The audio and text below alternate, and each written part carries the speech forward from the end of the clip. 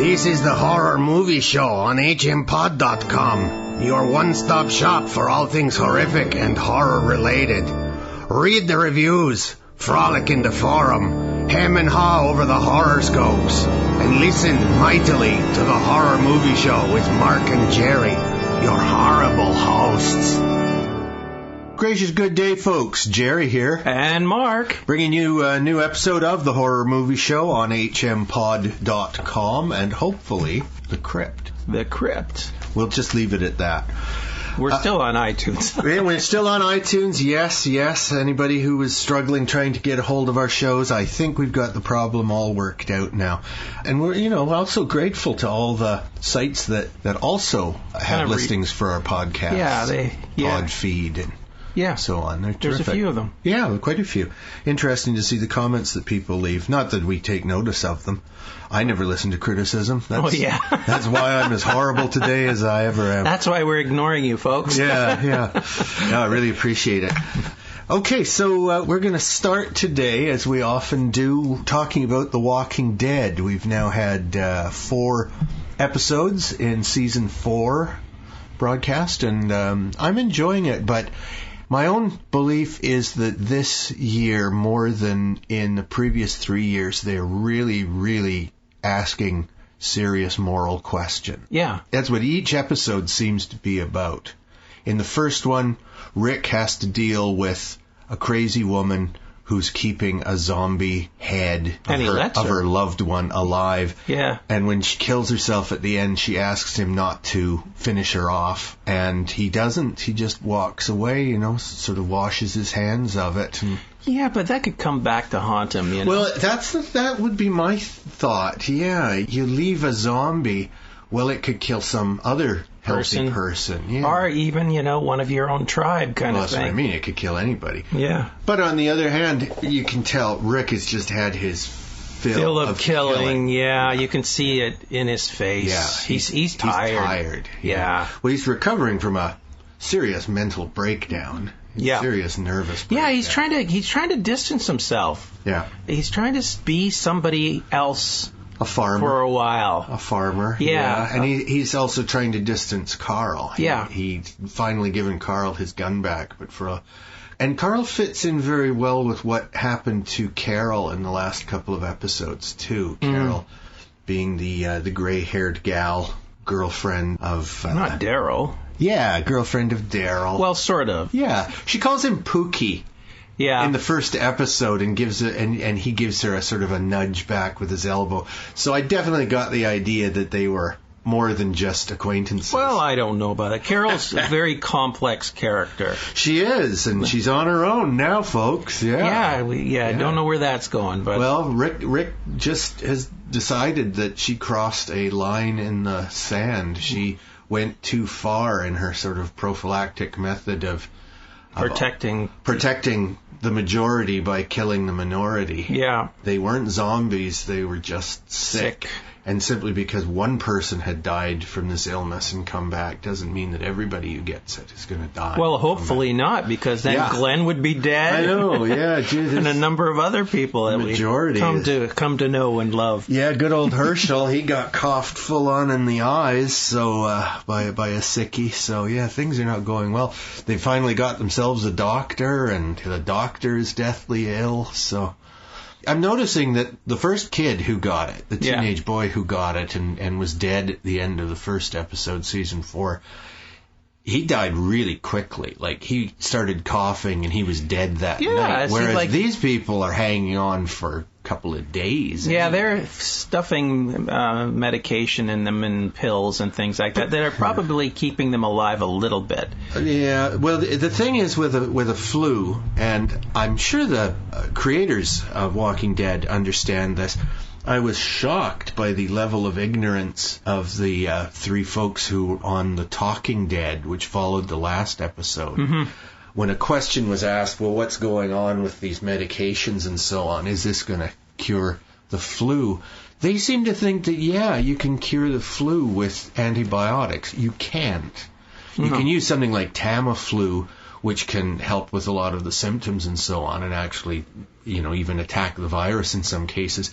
But viruses are not like bacteria. Bacteria are what respond to antibiotics. Mm-hmm. If you have a cold or the flu, if this is swine flu as they're suggesting, antibiotics are just a waste of time. You simply make superbugs if you waste the antibiotics on a virus. Mm-hmm. So all you can do when someone has pneumonia, pleurisy, whatever, is treat the symptoms. So you got to get the fever down. You got to deal with dehydration and loss of blood, of course. And that gives their body time to combat. Yeah, and the way the body combats a flu, like any virus, is to create an antibody, and the body simply needs to be alive long enough to find the correct antibody to attack the virus.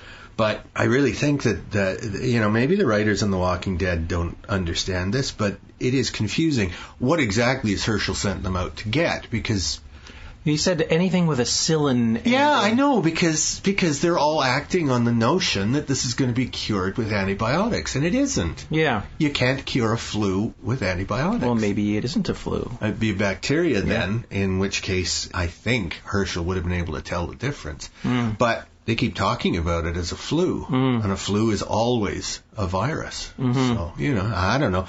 Anyway, it's just the fact that I know a little tiny pathetic bit about medicine just annoyed me. It's much better to go into these TV shows and horror movies really being ignorant. What's really getting me about zombies in general these days? Seeing a lot of them these days. Yeah, and this goes with movies as well that I've been watching lately. Right. It's like you never hear a zombie until he's attacking you. Yeah, he's right behind you. And I'm sorry, those things are making noise constantly. You would hear them a block away. You would hear them approaching, but not in these things. Yeah. It's always like startling thing. And if they don't need to breathe, which they don't seem to do, they sure make a hell of a lot of noise breathing. This is true. You would think they would be a lot more quieter. I've seen them in one of the innumerable sequels George Romero has made, in which the zombies actually invade a secure island by just walking under the water. Yes. And then emerging. So they obviously don't need oxygen. It's like Pirates of the Caribbean, the first one. The movie? I think it's a ride. No, the movie, the first one, the pirates were walking under the ocean because they were cursed. Yeah. And they couldn't die. No, they're ghosts. Yeah. So they weren't ghosts. Yeah, they're sort of ghosts. No, they were solid. Yeah, but they go gaseous and they change shape and stuff like that. They obviously don't have a regular physical form. They did. Yeah. Yeah, in the first one. Yeah. They were physical. No, but you see them at certain angles and you see what they really are. Yeah, when the moon hits them. Yeah. So they're ghosts. They are ghosts, Mark. They're not. What do you think? They're 800 year. They're 400-year-old rotting pirates. Flesh kind of things. Yeah, they're like zombies. They are, but they're ghosts as well because they're intelligent and they have a purpose.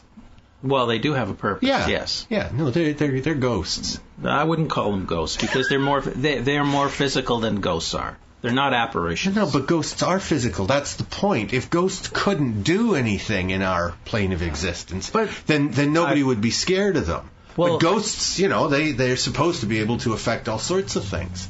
They get the best of both worlds. They're both non-physical and yet have the ability to manifest. Yes, there's a couple movies we've seen lately with I guess ghosts, what you could consider ghosts. Yeah. And they could manifest themselves physically as that's true. Yeah. But these ones tend to have the same shape. They couldn't change their shape. They were either, in the moonlight they were all skeletons. Okay, what about going back then to the third in the Lord of the Rings movies when the future king goes to the mountain? Oh, that one, yeah. Now all those cowardly warriors those weren't zombies. Those were apparitions. But what's the difference?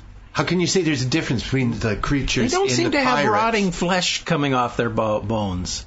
But they do. They look hideous. They're monstrous. And they are physical because they're able to wield weapons that kill people. So, same thing. Yeah. Why is one a ghost and one, not?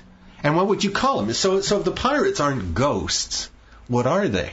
I would kin them to zombie-like things. But they're not zombies because they're intelligent. By definition, a zombie is a mindless thing, just a stomach with teeth. Well, they're more zombie-like than they are ghost-like. I don't think so. No, not if you can have a conversation with it. Pretty one-sided, those conversations that little girl is having with her pet zombies in Walking Dead. The other thing about the Walking Dead is they show that somebody was feeding them at the rats. Yeah, we still don't know who. Yeah, and here two episodes later, and it's still nothing on that. Three episodes later. It came at the beginning of the second episode. They showed the rats. Okay. Yes, that's right. The first week in Talking Dead, I think they showed the clip that somebody was feeding them. Yeah. Yeah. So it's been a while, and we still don't know who, and what possible purpose this would have, except to bring down the fences. So it sounds like it's one of the governor's men. Actually, it could be a lot more innocent than that. It could be one of the kids, because the kids have this sympathy for the zombies. That bizarre girl. That girl might have been the one that was feeding them, because she was upset when her zombie friend was killed. Yes. So it could be as innocent. It could be as innocent as that. Yeah. But they really haven't solved it. And no one's even mentioning it. That's the thing. It's like, okay, let's reinforce. I think it was mentioned near the end of this fourth episode. I think somebody does mention it. I don't recall that. Yeah, somebody does, because they saw the little rat corpses there, which also leads me to believe, the zombies only eat the good parts of the rat and spit out the rest? Yeah. Is it like eating corn on the cob? Just sucking out the brains. Yeah, that's it. Yeah. I've eaten its little cold feet. That's all. I'm full now. Thank you. And can a zombie be full? I mean, obviously not, because when that zombie kid was eating that guy in the prison cell, he seemed to be feeding all night long, and then he got up and started looking for more food. Yeah. So it's like they're never satisfied. No, and if they've rotted far enough so that there's a big hole in their stomach, they're twice as hungry because the food is just dropping out of them. I would like to have some consistency with my zombies, some rules that they all behave the same way, or if there are different types, at least they have some sort of theory behind them, not just haphazard like this. It seems like it seems like they only use zombies just to. It's not developing the script much, the whole herding mentality and everything. There's not a lot being said about what's happening with the zombies. I think ultimately zombies are very, very boring. Certainly they're not the focus of the movie. They're simply a danger in the background. And there's other dangers as well. There's other people and I don't know, rabid horses, whatever the hell else is running around. So now their big thing is this epidemic. Yes. I hope this fourth season is not going to just deal with this. I know. Because it's, I mean, come on. Yeah. I mean, let's get rid of that and get on with something else. I want to. Where's the governor? It's like they do talk about him a little bit. Well, the last episode. Michonne has just now decided that she's been wasting time and energy. Yeah, better spent elsewhere. Yeah, she has a good talk with Daryl. Yeah, and she seems to be sweet on Daryl too. So now that Carol is gone, Daryl can move right into that. Well, sweet. She doesn't know that yet. No, that'll be the first thing. Is Rick won't lie about it either. Rick won't say she got killed. He's going to tell him that she was morally corrupt and that she murdered those two people. And the big guy who Tyrese is just going to be livid. He's going to want to go after Carol, but he's intelligent. I think he'll calm down after a while, even though it was his new girlfriend who was one of the two people pithed and burned. Yeah, not a lot happening with Glenn and Maggie other than Glenn getting sick. Glenn's very sick, and Maggie is very worried. Yes, yeah. Yeah, no, we haven't seen much of either of them this whole season. There's a lot of characters that we haven't seen much of. Herschel is mostly just there to give advice. No, but he's been... He's there. Yeah, and he's had things to say. Yeah, and he's been working hard to comfort the sick people. Mm-hmm. I think he particularly understands that losing the doctor would be a big blow to the group, so he's doing what he can. Mm-hmm. But at the same time, it's not going to do any good if both their medicos go under. And then they have a third guy who was a medic in the army, and that's the alcoholic. Bob. Is that Bob? Is that his name? Bob Stuckey. He's the guy who started the collapse of the roof Yeah. In the and he owns up to it to Daryl. Yeah. And then he almost gets himself killed trying to save a bottle. Save half a bottle of booze. Yeah. Really stupid. And he's just humiliated and shamed. So now at this point, well, he was my suspect for being the mole, the governor's mole in the group. But I don't think there is a mole. No, I'm saying I don't think it's if that's his name, Bob. I don't think it's Bob anymore. I think Bob is just hinky because he's an alky, and while he tried to play it straight, he realizes that it's not much better in the prison. Yeah. And he'd still like to be drunk every night to get to sleep. Yeah. Which I can understand, being a fan of the bottle myself. Goodness. I don't know another drug you'd want to take to drown out your sorrows. You know, marijuana would maybe just make you do something stupid like go out and hug them. Come on, why can't we all just get along? I wonder if, or feed it to them. Yeah. Bunch of blissed out zombies. Yeah. Hey, that's something they could try. If they tried drugging them. Yeah. You'd have to come up with enough drugs, but give them enough opium to knock them out. Yeah, you put them in a couple pigs, and let them eat the pigs. Yeah. Poor pigs. Pigs have not done well this season. Yeah, well, they can't trust them. They don't know if that's where the problem's coming from. Flu, yeah. Well, the reason that so many flus come out of China is that the people there, even in the cities, the people tend to keep pigs and chickens.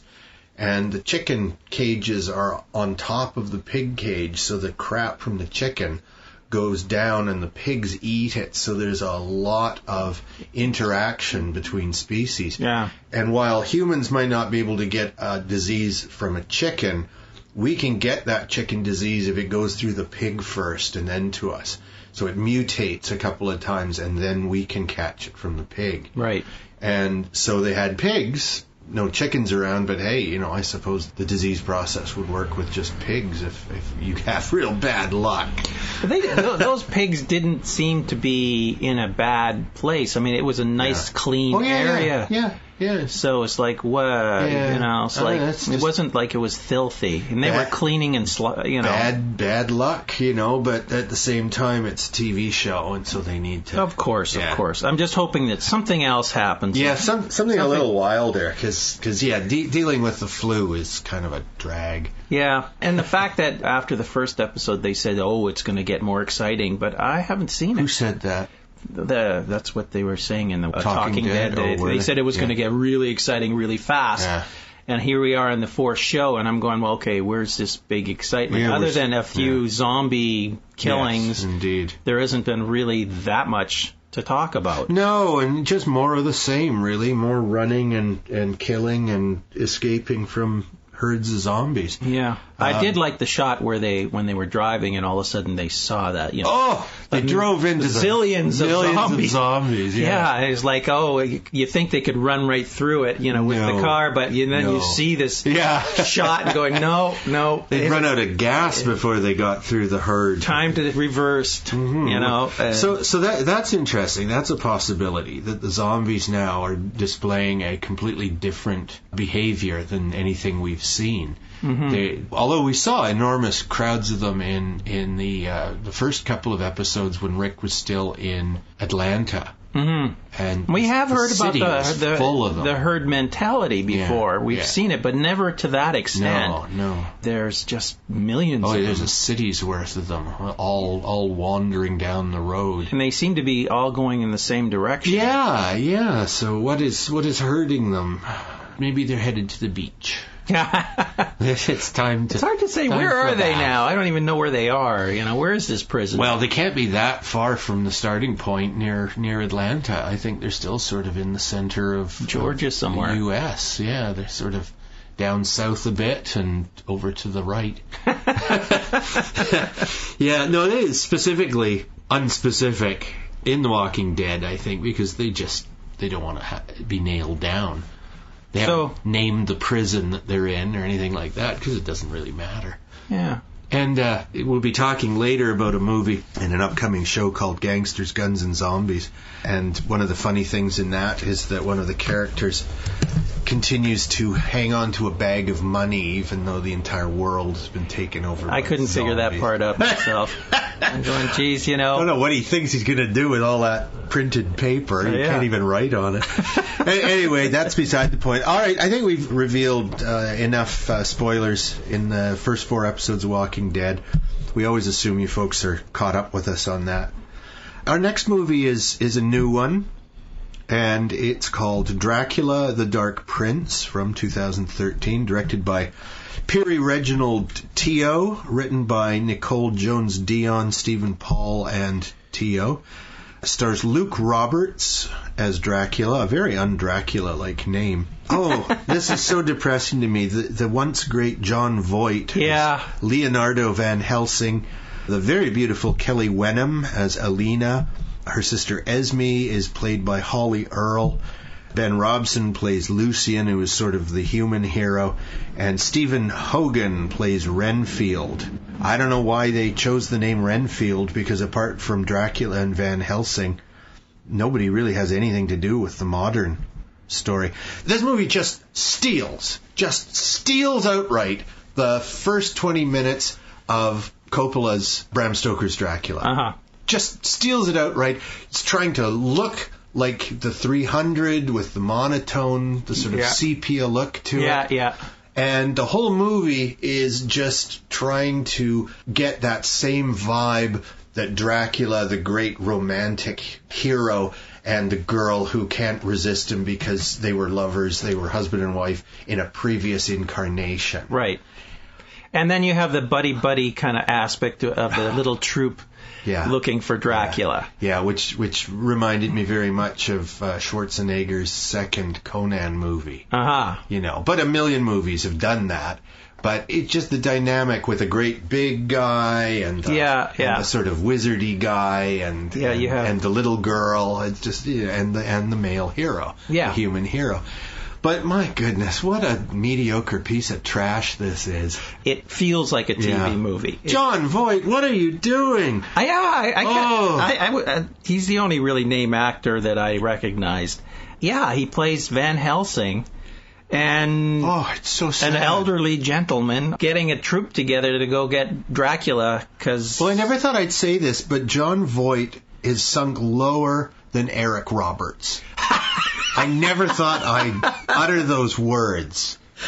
He's so sad to me. The two of them, Eric Roberts and Jon Voight, were so good in Runaway Train. And lots and lots of other movies. We're going to be talking about Ronnie Cox and Pete Williams soon, and they've gone to hell. But they weren't Oscar winners to start with. I mean, give me a break. Anyway, let's stick with poor Jon Voight. I thought the sort of low point of his career was biting Kramer in the arm in an episode of Seinfeld. But no, now he's playing Van Helsing. I thought it was an entirely different actor because he's got a big walrus mustache. He is looking weird. Yeah. He looks a lot thicker. Yeah, and he's doing sort of the same accent that he used in Runaway Train. He's all sort of gruff and angry and always yelling at people, but... so here, tripe this movie is. There's a lot of interest in Dracula these days. There's a new TV show called Dracula. Yes. And I watched about half the first episode so far, and it's kind of intriguing. Again, Dracula isn't bad. He's so stupid. He's a good guy. Does he sparkle? I haven't noticed. Is he beautiful? Yes, he's a very handsome fellow. Very beautiful. Yes, he's got the nice abs, six pack abs, and all that. All it took was a little bit of blood, and he was, bang, I'm back, baby. Yeah, Well, all that. I remember all that from the old Hammer films when I was a kid, and my mom used to take me and my sisters to see Hammer Double Bill. In the afternoons during the summertime. And I remember one movie called Drink the Blood of Dracula, Christopher Lee Dracula movie. And it starts off with a bunch of dumb kids, and they manage to get a hold somehow or other of like this black powder, and they put it in a cup, and I think it accidentally gets a couple of drips of blood in it, and it foams up in the cup, and of course somebody drinks it and becomes Christopher Lee's Dracula, you know. Well, he's back again. It's just impossible to kill this guy. Well, this one, it's a love story, really. This movie is a love story. Well, it's ripping off the love story between Mina and Gary Oldman's Dracula. Yeah. It's a complete and utter ripoff. There's nothing original about this movie whatsoever. I can't complain about how they shot it or what it looked like. Yeah. It's just the storyline. It was just weak. The dialogue's weak. And, you know... Recall the fight scenes.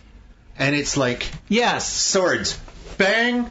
Bang, bang, and there's the fight over it. They don't even have proper fight doubles. They don't have stuntmen. It's not like a Sam Raimi movie. Oh, it's just every aspect is cheap.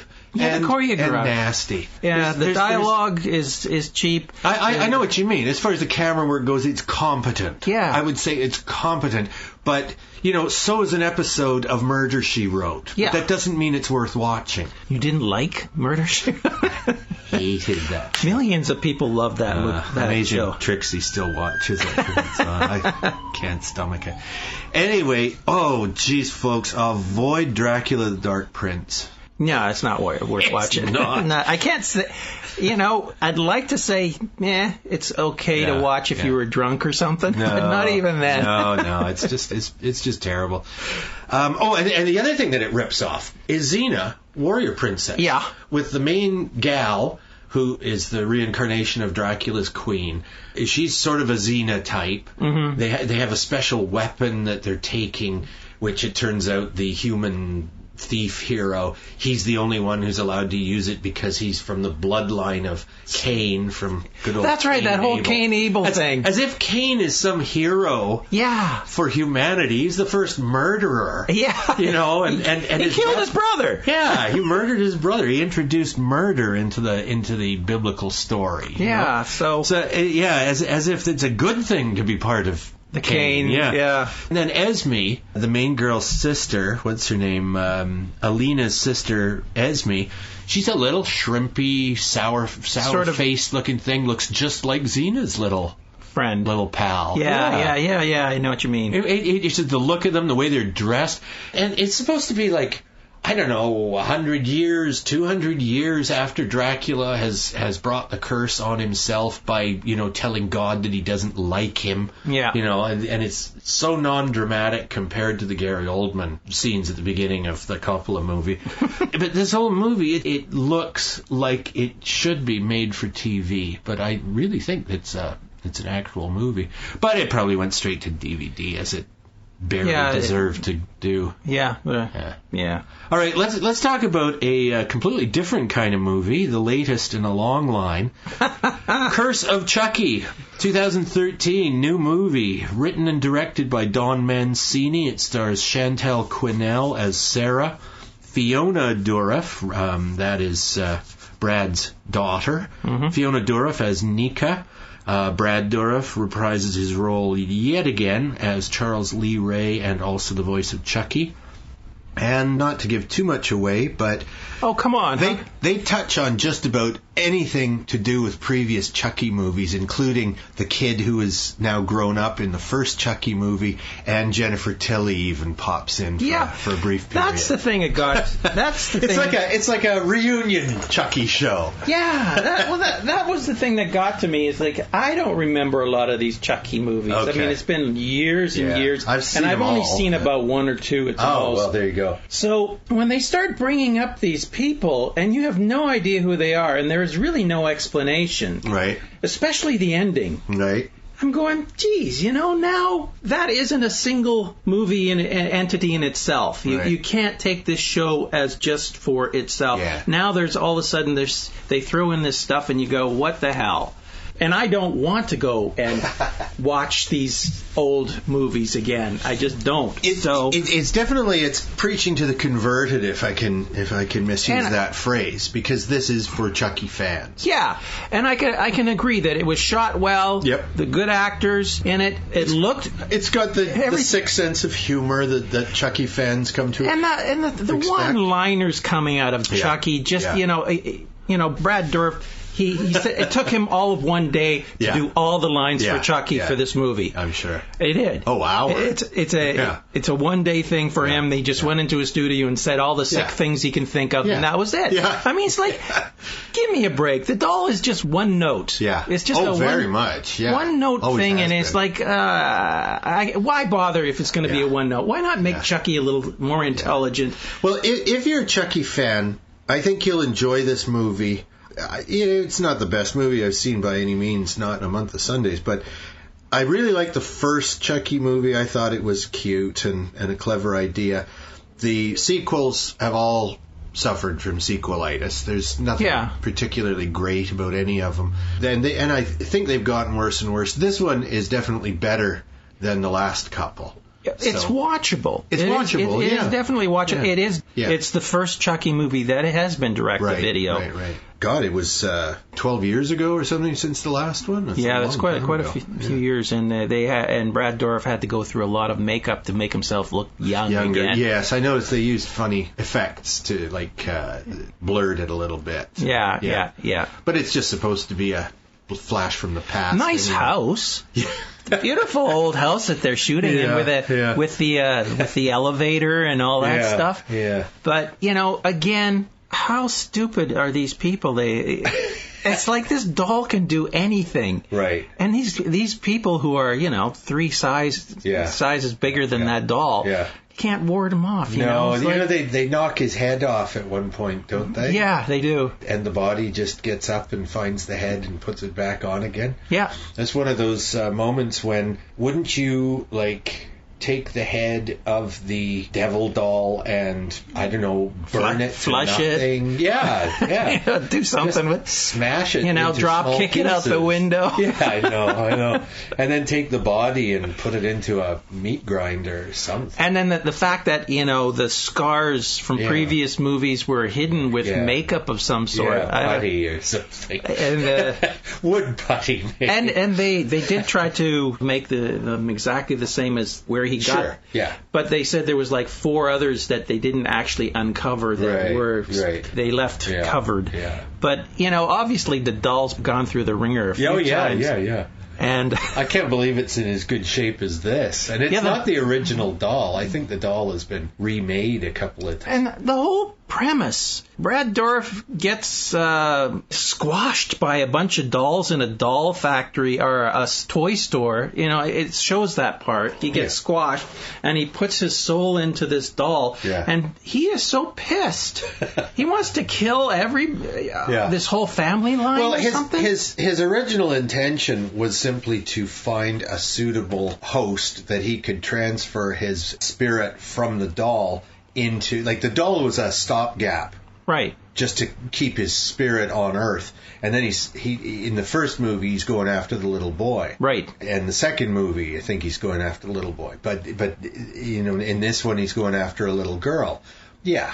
If that was his main goal, why would he just go around enjoying himself killing people for the sake of killing them? He ought to just be quiet, be picked up, be adopted by a kid, and then become the kid. And Tilly, I mean, what was her role in this? Well, that's all callbacks to the last couple of movies. She was playing his bride. She wound up being put into 2 movies ago. The Bride of Chucky. Yeah, 2 movies ago. She is Brad Dourif, the human's girlfriend. He comes back as the doll. She's shocked, but she accepts the doll. Then she gets killed. She goes into a female doll. Now the 2 of them are wreaking havoc. And then I think the last movie actually involves Chucky attacking the Tilly family, like the actors, Jennifer and her whole family. So Meg Tilly was there then. Oh, that one I don't remember very well, but Jennifer Tilly got involved in this silliness, and she shows up here at the end. And it's nice to see she's still fairly hot, but I'll bet they had to corset her up pretty tight. She's gained some weight. Okay, and then she gets the doll and sends the doll off to this little girl again. Yeah. I know. It's really, really silly. I've never seen a more blatant setting it up for the next movie than the end of this one. Plus, it never had one ending. you think it's the end, and then another scene comes, Yeah. and you think that's it, and then they run the credits, and there's one of those, like the Marvel movies, there's another little tag after the credits. Yeah. Yet another ending. Yeah, guess what the budget was? Oh, $300. Oh, close. No. That was a nice house. How much? $5 million. $5 million. Well, that's cheap. That's pretty days, damn cheap. Which is sad to say, but the quality they got out of that for $5 million, I'd say they did a decent job. You give Brad Dourif $100 for his day's work. Another $100 for wearing a wig. And, like I said, I just wish they would give the doll something better to say, or a better motive, or some development somewhere. Not just the same old, same old. Yeah, I know it's no better. And those stupid one-liners. Yeah. I mean, it's just so bad. When those movies started in the 80s, that was the big thing. That was what Schwarzenegger, Stallone, Van Damme, all those action guys, they always had some nasty... But this guy is just, F this, F he's that. Foul. Oh, yeah. He's a gross, disgusting dummy. And I'm going, where's the cleverness in that? There's what Chucky ought to do. Chucky ought to reveal himself to a ventriloquist, and they could have the greatest act ever. I mean, he'd start off sitting on the ventriloquist's knee, and they'd have a little patter, and then he gets down and runs through the crowd like stealing drinks, and looking up women's skirts. And then they could do a magic act where they cut someone in half. and he really do it. Yeah. Yeah, now I will project Chucky's spirit into that child over there. Yeah. I'd go see that. They're missing a bet. But see, I would go see that. But Chucky can't stop himself. He's just a killing machine. Yeah. A little tiny, hilarious killing machine. He's not hilarious. That's the problem. I mean, he's always laughing. He's enjoying himself. If he isn't angry, he's having a real good time. Yeah. I love the way they can make his face look all, it's similar, but it could look menacing one second and then happy next second. And then the way his pupils dilate. Yeah. Oh, no, it's good puppet. But been there, done that. There really isn't anything new in this. The fact that one of the girls is in a wheelchair doesn't really add a hell of a lot to it, except she can't get up and down the stairs. Not very well, anyway. And of course, they have to have the whole thing with the elevator being stocked. Oh, yeah, of course. And she manages to drag herself up one long, curving flight of stairs, and then there's a short flight up to the next floor, which is where she wants to go, but she just sort of gives up. Yeah. And she just stays there. And I thought, okay, I understand she's exhausted. If I had to drag my dead legs up the stairs, I'd be exhausted too. But they show her, and time going by, you've had your rest. Start climbing again. There's a lot of things where, there are pauses and really badly done. I've seen, not synchronized with it's just time. And people reacting in not natural ways, not the way people would normally react. It reminded me a bit the way that something would be happening in the house and somewhere else something is happening in the house, and they're supposed to be happening at the same time, but they don't. They each waits for us to see what the other does. Reminded me of The Purge. Yeah. And I remember what you said about The Purge is that here they are, they're all stuck in this one house, but how big and soundproofed is this house? If somebody is screaming in their bedroom, you would really think that people downstairs in the living room would hear a scream in the same house. And react to it. But they don't. And this movie is very much the same. Yeah. It's just flawed. They didn't think through the continuity. Well, that's the thing. I think they're making up the story as they go. It felt that way, yeah. And I've seen a couple movies lately that felt that way. Written and directed by Don Mancini, which maybe meant that, what are we going to do today, Don? Oh, hell, I don't know. Jeez. The great Mancini. Yeah. Pulling it out of the hat. Yeah, out of the hat. He should be the ventriloquist.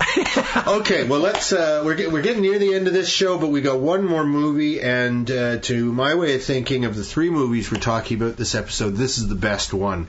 It's a 2013 movie called We Are What We Are. It's not about Popeye.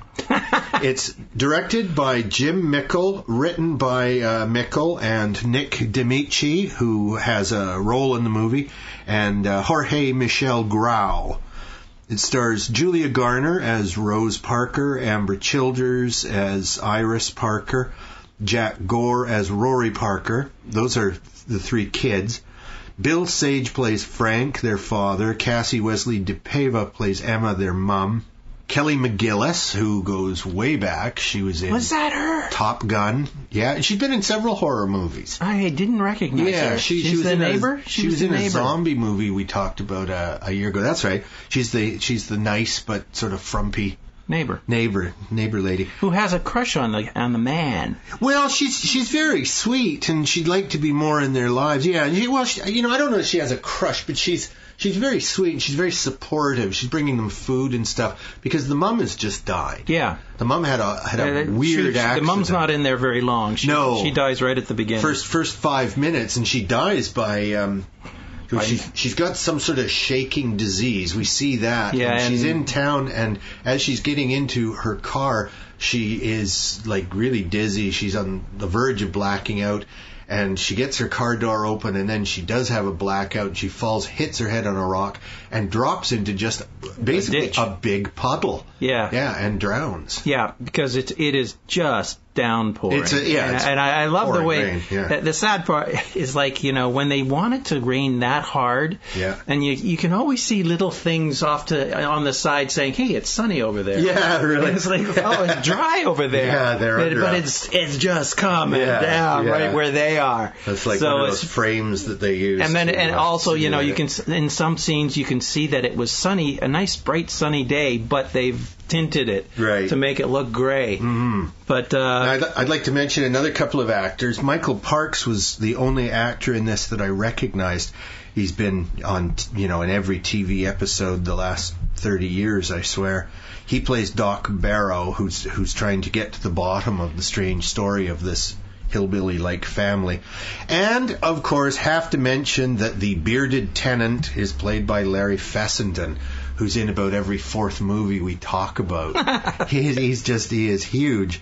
Sometimes he's got a main role, like he was the patriarch father in Jugface, and sometimes he's just the poor sod who lives next door, who's murdered in the first 5 minutes, which we saw him do in You're Next. And Larry was the neighbor who gets murdered in his house, him and his wife. Good for Larry. Good old Larry. He always looks the same. He always looks like he needs a haircut. Michael Parks, he was in Kill Bill. That's right. Yeah. Both movies, actually. And he played two different characters in two different movies. That's right, yeah. So he's fairly well known. He plays a lot of cops. Yeah, he's a very bland-looking man, but he's good. Everybody is good in this movie. I love his voice. He's got a great, very unique voice. Yes, he plays the doc here. Now, I'll just give you a quick idea what the movie is, and we don't want to give it away because it's really the best movie we're talking about. Well, first of all, it is a remake.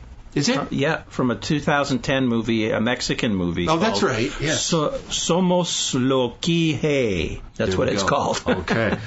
And the story involves this family that lives out in the woods, and they live by literally their own set of rules, which are based on a diary written by the daughter of their ancestors, like... in the 1700s. Yeah, a couple of 300 years ago. And they were starving, and the father wound up bringing back human meat. And, I think it was his cousin or his brother-in-law that they were eating or something. It's nasty, but they keep it all in the family. Yeah, they're pioneers, and they get to this wooded area, and they're trapped. Yeah, they're trapped for the winter. Yeah, and two of them go off to find food, but father goes after them and comes back with the food, and they never come back. Meat, yeah. It's sort of based on the famous Dahmer. Donner Party. That's right. Dahmer would be right at home around the supper table. That's right. This is the Donner Party we're talking about.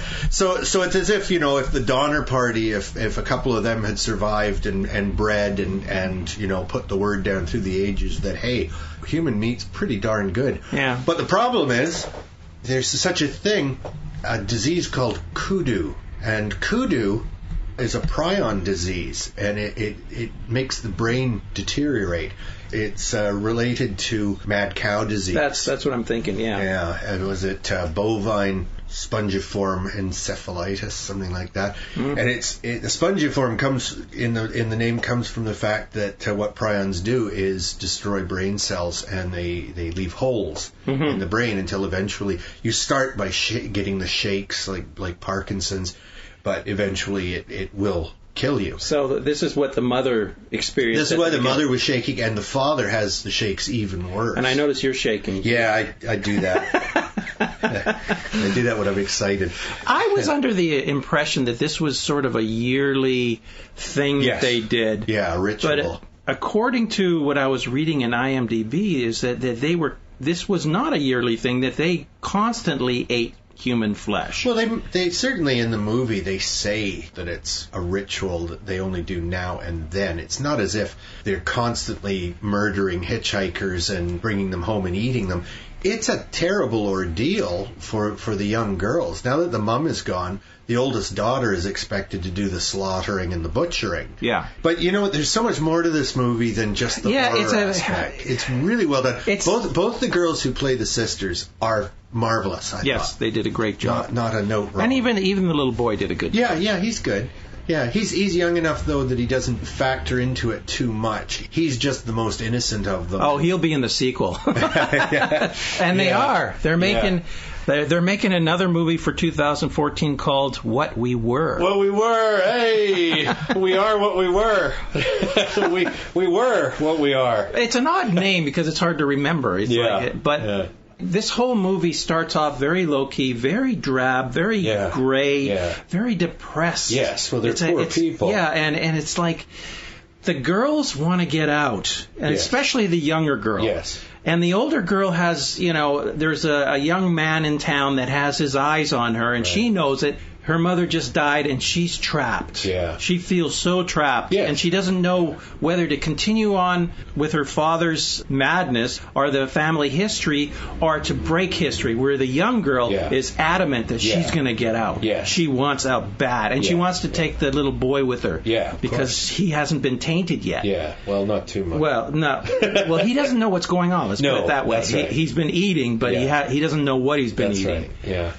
And the father, he's on his last legs because he knows something's wrong with him, He's pretty shaky, yeah.